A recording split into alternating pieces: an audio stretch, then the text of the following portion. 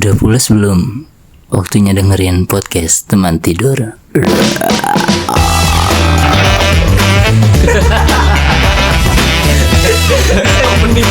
Betul,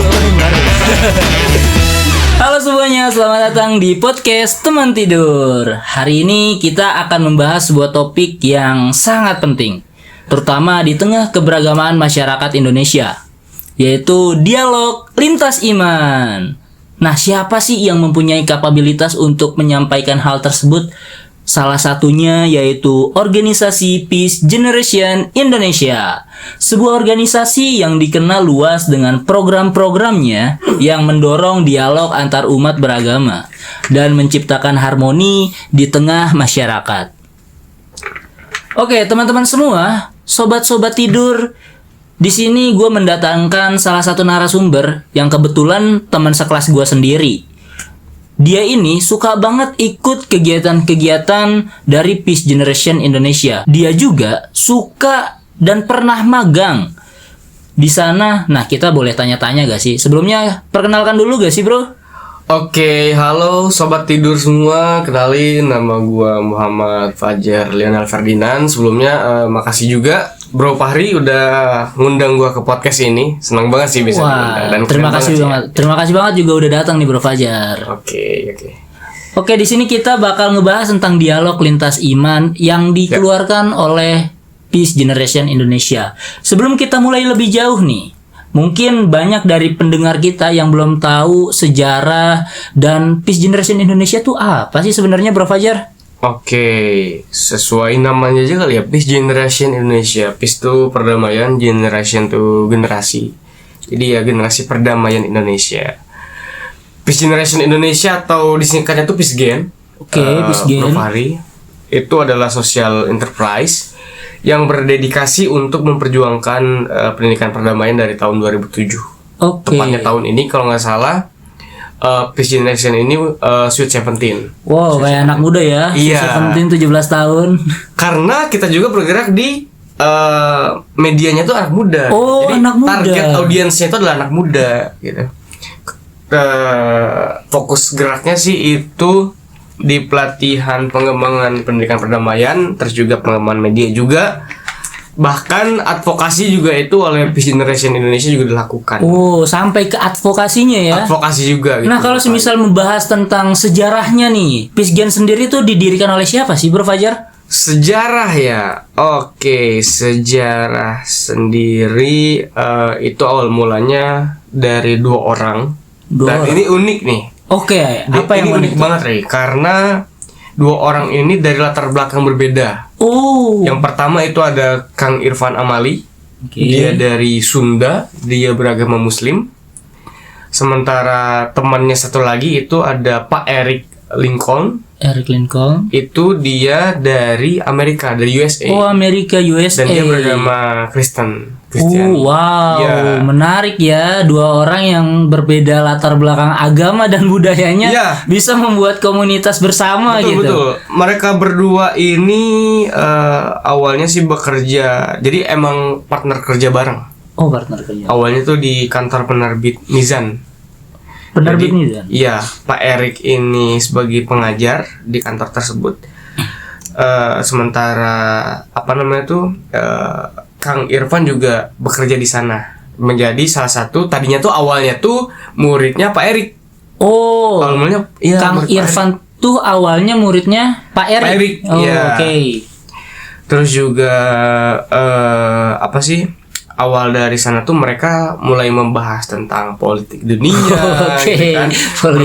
Perbedaan yang ada di dunia. Bahkan sampai muncul nih sebuah pertanyaan, yaitu dari mana masalah tersebut datang dan hadir, gitu kan? Oh, jadi dari pembahasan-pembahasan yang sering mereka lakukan, akhirnya mereka memutuskan untuk membuat satu organisasi yang bisa menyelesaikan masalah tersebut. Belum. Oke. Saat itu Pak Erik dari US nih. Dari US menganggap kalau misalnya Kang Irfan ini sebagai seorang Taliban. Waduh, Karena dia seorang Muslim, gitu kan? Karena dia juga seorang Muslim lah. orang-orang barat kan biasanya apa sih agak takut. Ada Islamofobia lah ya Islamofobia kalau misal gitu. di Iya. Eropa tuh. Sementara Kang Irfan menganggap Pak Erik ini sebagai seorang kafir, gitu kan, sebagai I see. orang ya udah makan babi dan lain Oke. sebagainya. You know lah gitu kan, Ya, ya, ya, pemikiran orang-orang Sunda gitu kan. Oke. Terus Dan pada akhirnya mereka berdua nih mempunyai titik temu lah. Untuk apa sih adanya perbedaan ini kalau bukan untuk bersatu gitu. Oh, akhirnya menemukan itu. Iya, akhirnya di tahun 2007 mereka tuh mulai mengembangkan Peace Generation Indonesia. Oh. Melalui apa? Melalui nilai-nilai perdamaian. Nilai-nilai perdamaian. Iya, Oke. makanya sekarang ini ada modul 12 nilai dasar perdamaian. Oh, Peace mengeluarkan modul Iya, 12 modul nilai 12 dasar. perdamaian. Oke, nanti kita bahas tentang itu. Siap. Oke, siap. Kita akan menarik sekali ya tadi pembahasan atau penyampaian yang disampaikan oleh Bro Fajar, di mana sejarah dan alasan kenapa diciptakannya organisasi Peace Generation. Yang menarik adalah ternyata organisasi Peace Generation didirikan oleh dua orang yang berbeda dalam hal latar belakang agama Ya. dan kebudayaannya. Betul. Sangat amat menarik karena Peace Gen juga dari namanya ini sangat menjanjikan untuk membawa pesan perdamaian. Nah, salah satu hal yang sering dilakukan Peace Gen yang saya dengar adalah membuat kegiatan dialog lintas iman nih Bro Fajar. Ya, betul. Nah, kalau boleh tahu, apa sih sebenarnya tujuan utama dari kegiatan-kegiatan yang sering dilakukan oleh Peace Gen dalam memberikan ruang untuk berdialog lintas agama? Oke, kalau tadi tujuan ya. Iya, tujuan. Tujuan sendiri Bro Fahri, selayaknya organisasi kebanyakan ya, mereka juga Peace Gen Indonesia ini juga punya visi dan misi. Ini gua sedikit baca visi dan misinya. Oh, ada visi dan boleh disampaikan. Tentunya visinya bukan visi foya, misi foya bukan ya.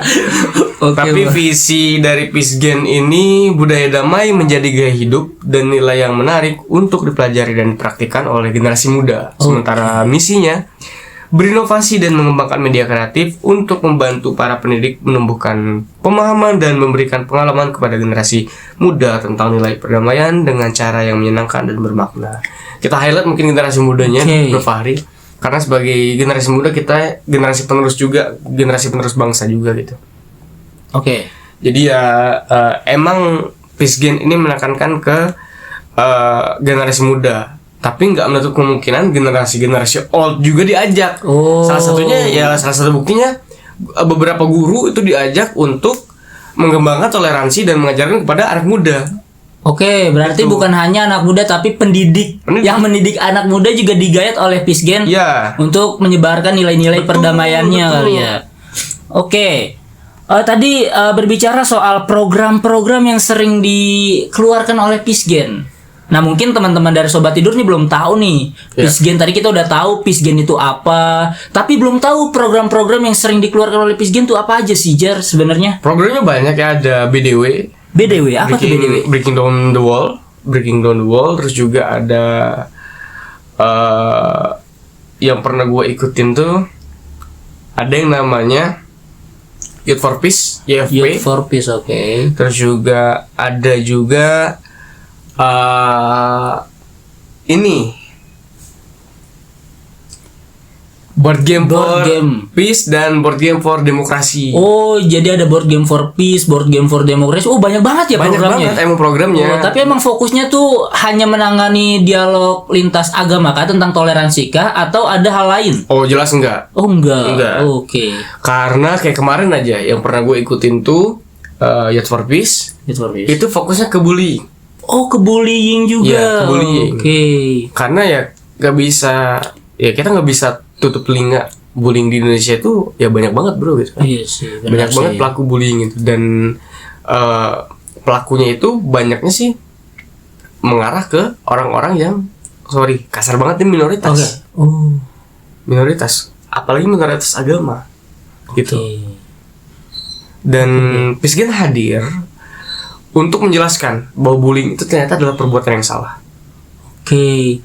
Nah, rata-rata siswa-siswa yang melakukan bullying itu menggunakan latar belakang agamanya. Agama, Oh. iya. Dan yang uniknya ya, waktu kemarin tuh Youth for Peace ini benar-benar melibatkan anak muda, yaitu mahasiswa sebagai mentor dan siswa di SMA, SMK sederajat itu jadi mentee atau yang dimentorin. Jadi ada kolaborasi antara mahasiswa dan juga siswa. Betul. Gitu. Itu kalau boleh tahu outputnya apa ya? Tentunya dari output yang dapat itu kita bikin program. Bikin program lagi. Kita bikin program lagi. Jatuhnya ya kita setiap sekolah punya program beda-beda. Jadi nggak cuma satu sekolah tuh, banyak sekolah yang digayat. Kalau kurang lebih waktu itu tuh seingat gue 8 sekolah. Wow, 8 sekolah. Dan gue waktu itu kebagian di SMA Kristen Yahya. SMA Kristen Yahya. SMA Kristen Yahya. Dan itu jadi pemahaman wawasan baru juga bagi gue. Oke. Tadi boleh lanjutin, sorry. Lu dulu dah. Oke. Tadi kan berbicara soal Youth for Peace, terus tadi ada juga BDTW ya kalau nggak salah. BDW. Tadi gue penasaran sama board game for demokrasi sih. Soalnya ada kata board game nih. Soalnya tadi juga dibahas divisi misinya adalah berinovasi media kreatif. Mungkin salah satunya board game nggak, Bro Fajar? Iya, itu bukti nyatanya itu, konkretnya itu ya itu board game itu. Board game. Jadi board game yang kita mainin itu bukan board game kayak Monopoly, apalagi bukan kartu remi dan sebagainya, bukan ya. Bukan. Oke. Tapi lebih ke gua ambil dulu. Gua bawa juga nih. Tuh guys, Bro Fajar membawa board game yang dikeluarkan oleh Peace Generation. Apa nih Bro Fajar? Ini gua bawa apa? Semester baru. Semester baru. Ya, board game semester baru di mana semester baru ini emang difokusin untuk kita menjadi kita mendapatkan POV, POV pembuli dan juga yang dibully. Gitu. Jadi gimana sih rasanya dibully, gimana sih jadi pembuli gitu. Terus gimana caranya kita membangun ruang aman, entah itu di lingkungan sekolah, entah itu di lingkungan kampus dan sebagainya gitu. Terus juga gue bawa board game bencana. Emang Peace Gen sendiri tuh mengeluarkan berapa board game tuh, Bro Fajar? Board game banyak banget sih. Banyak banget? Iya. Yang gue inget sih ada bencana, ada semester baru, ada juga Galaxy Obscurio. Ya, dan emang unik-unik dan menarik juga.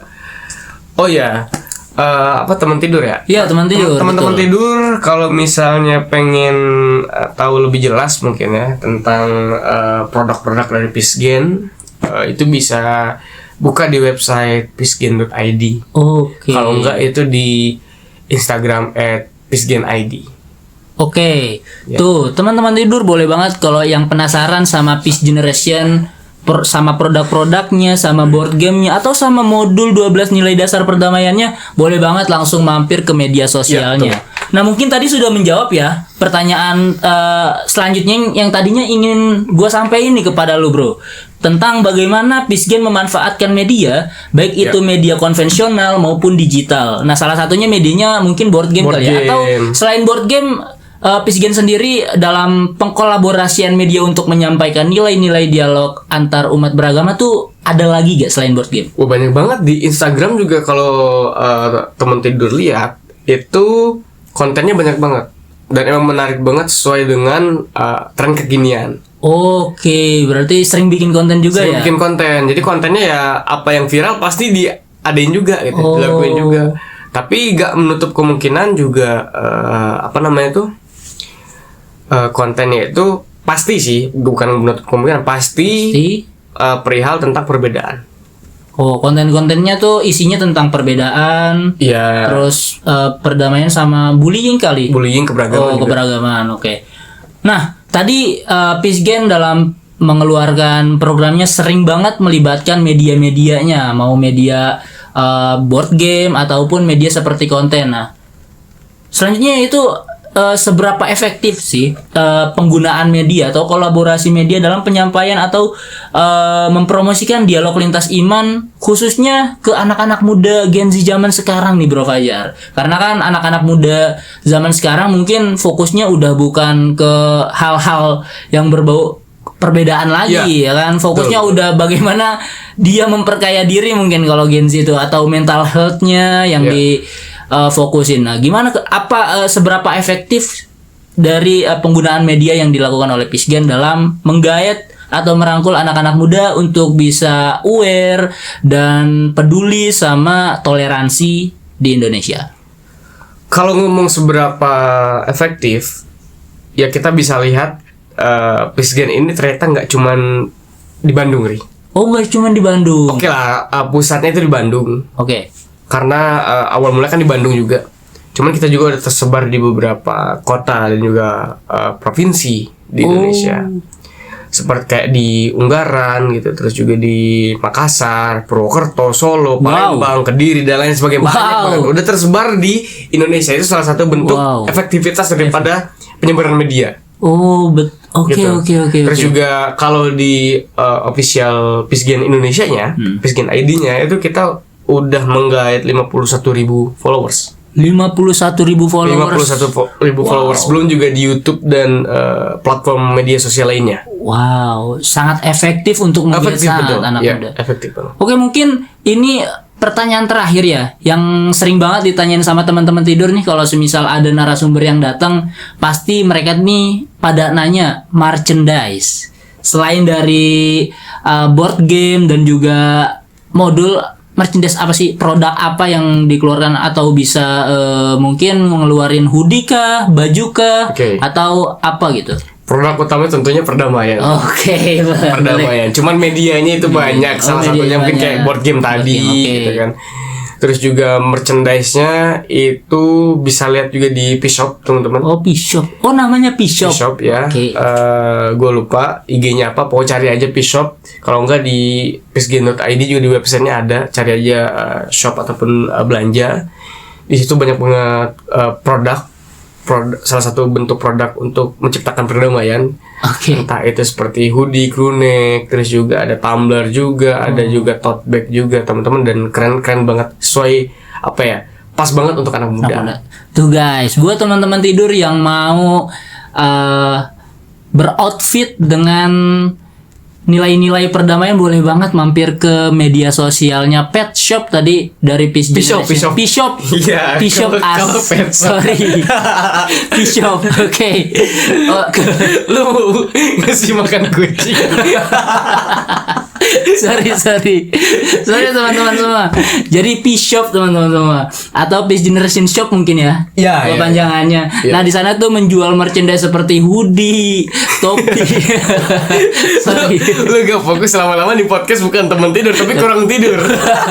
Karena ini syutingnya jam 12 malam guys. Jam 12 malam. Iya, biar berasa banget deep talk-nya gitu malam-malamnya. Iya. Oke, tadi bisa banget untuk mampir ke P-Shop-nya buat teman-teman tidur yang mau berstyle dengan nuansa-nuansa keragaman gitu. Karena hoodie-nya dan crew neck-nya tuh mencerminkan nilai-nilai keberagaman yang dikeluarkan oleh Peace Gen. Wah, pembahasan kita sangat menarik sekali hari ini, Bro Fajar. Terima kasih loh udah mau datang. Makasih juga udah ngundang, Bro Fari. Oke, mungkin terakhir Bro Fajar, ada closing statement, pesan-pesan untuk teman-teman tidur nih, karena mungkin udah mulai pada ngantuk nih, udah mau tidur gitu. Oke, untuk teman tidur, gue bakal sedikit ngutip kata-kata dari Gus Dur. Semakin tinggi ilmu seseorang, maka semakin tinggi toleransinya. Jadi lu pada nih anak muda, kalau misalnya lu mau terlihat keren, terlihat pintar, tinggiin ilmu toleransi lu. Jangan rasis, jangan menghina. Astagfirullah, tuh itu nggak boleh guys. Nggak boleh. Kita nggak boleh rasis, nggak boleh menghina, karena itu tuh merubah aura kita. Iya, merubah aura kita. Tuh. Oke, ada lagi yang mau disampaikan untuk anak-anak muda zaman sekarang nih? Cukup sih, paling gunakan sosial media sebijak mungkin kayak. Oke. Ya, banyak konten-konten yang bermanfaat juga. Ya. Oke, baik. Oke, teman tidur, mungkin itu dari closing statement Bro Fajar, yaitu gunakan media sosial sebijak-bijaknya. Buatlah konten yang bisa bermanfaat untuk diri sendiri dan juga untuk orang lain. Terima kasih buat teman-teman tidur yang sudah mendengarkan podcast episode hari ini. Sampai jumpa di podcast selanjutnya. Kita ada closing untuk podcast nih. Kalau semisal selesai podcast kita biasanya ngomongin selamat tidur. Oke. Boleh bareng-bareng ya, Bro Fajar? Oke. 1 2 3. Selamat tidur.